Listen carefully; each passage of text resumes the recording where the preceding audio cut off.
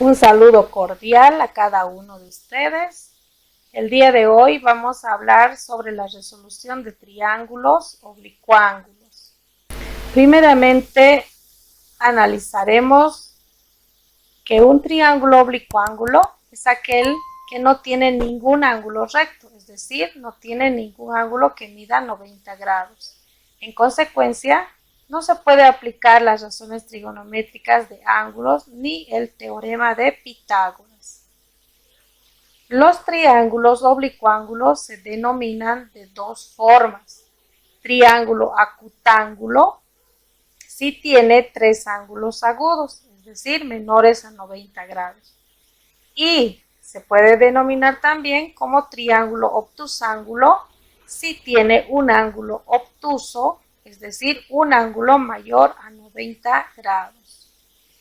Acá tenemos un ejemplo de triángulo acutángulo en el que podemos apreciar claramente que sus tres ángulos internos de este triángulo son menores a 90 grados, es decir, son agudos. Por lo tanto, este ejemplo, este gráfico de triángulo, se puede denominar como triángulo acutángulo.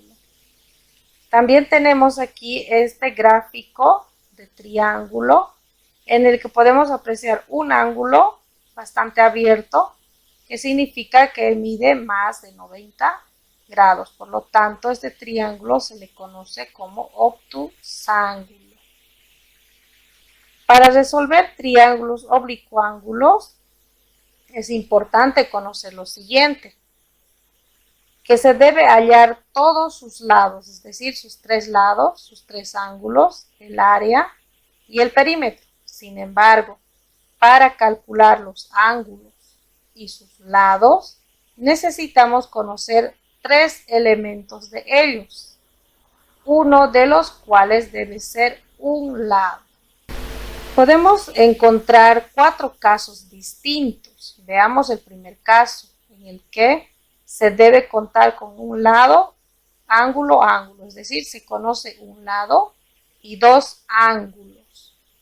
Observemos el gráfico, aquí claramente podemos observar que conocemos dos ángulos y un lado para poder trabajar con estos datos y así encontrar los dos lados que desconocemos y el tercer ángulo que no conocemos.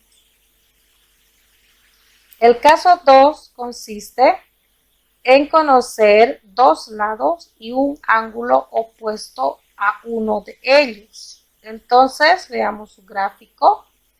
Conocemos dos lados y un ángulo que es opuesto a uno de estos dos lados, en este caso L y su opuesto este ángulo, ¿no? Conocemos dos lados y un ángulo que sea opuesto a uno de esos dos lados. El caso 3, en el que conocemos dos lados y el ángulo entre ellos. Veamos su gráfico. Conocemos dos lados y el ángulo comprendido entre esos dos lados. El caso 4, en el que conocemos lado, lado, lado, es decir, conocemos los tres lados. Tenemos el gráfico, conocemos el dato de los tres lados. Bien, de esta forma estaríamos viendo características muy importantes acerca de la resolución de triángulos oblicuángulos. Este video sería una primera parte. Luego les invito a que puedan disfrutar del siguiente video en el que podremos apreciar la resolución de triángulos oblicuángulos apoyados con la ley de senos. Fue un gusto, nos vemos en una siguiente oportunidad.